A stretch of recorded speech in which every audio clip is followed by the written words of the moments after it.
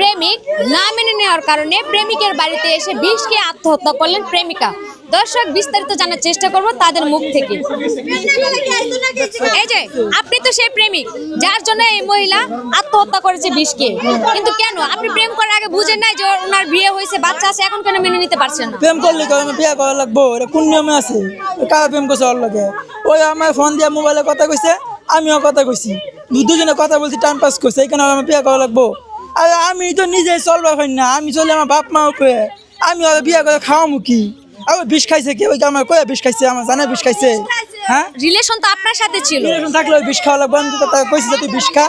আপনি প্রেমের স্বপ্ন দেখিয়েছেন বিদায় ওই সংসার বাচ্চা ফেলে আপনার কাছে আসছিল শেষ আশ্রয় হিসেবে। কেন সে তার সংসার বাচ্চা ফেলে আসবে কেন?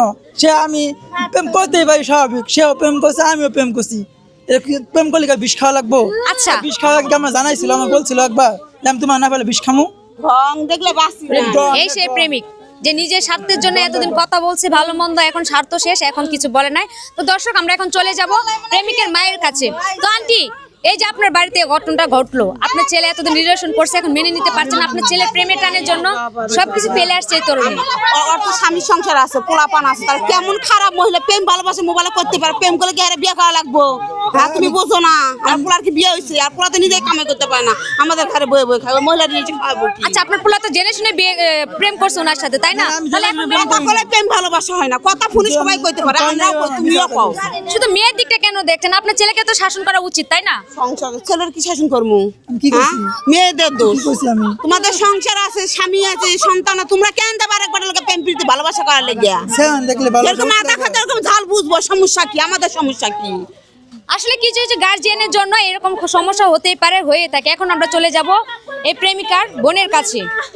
এই যে আপু, আপনার তো বোন হয়, তাই না?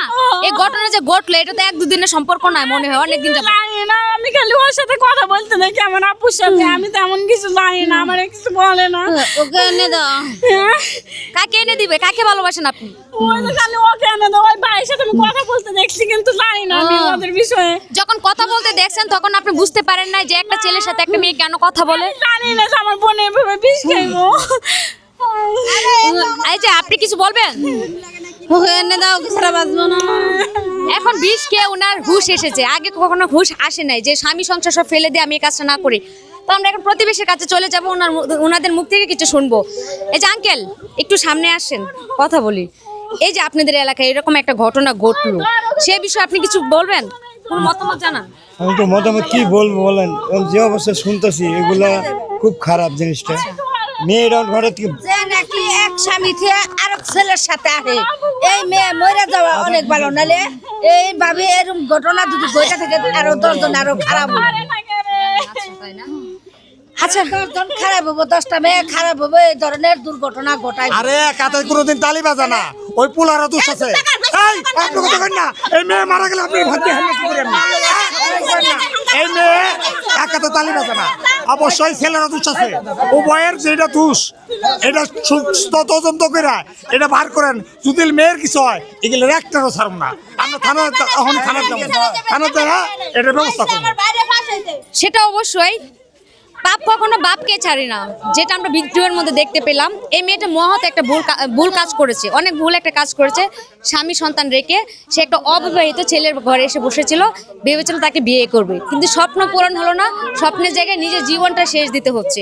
তো দর্শক, ভিডিওটা সম্পূর্ণ হচ্ছে আপনাদেরকে বিনোদন দেওয়ার জন্য, আর হচ্ছে শিক্ষা দেওয়ার জন্য। আমরা নিজেরা সচেতন হই, অন্যদেরকে সচেতন করব। তো ভালো থাকবেন, সুস্থ থাকবেন, সুন্দর থাকবেন। আবারও কখনো দেখা হবে নতুন একটা ভিডিও নিয়ে। আল্লাহ হাফেজ।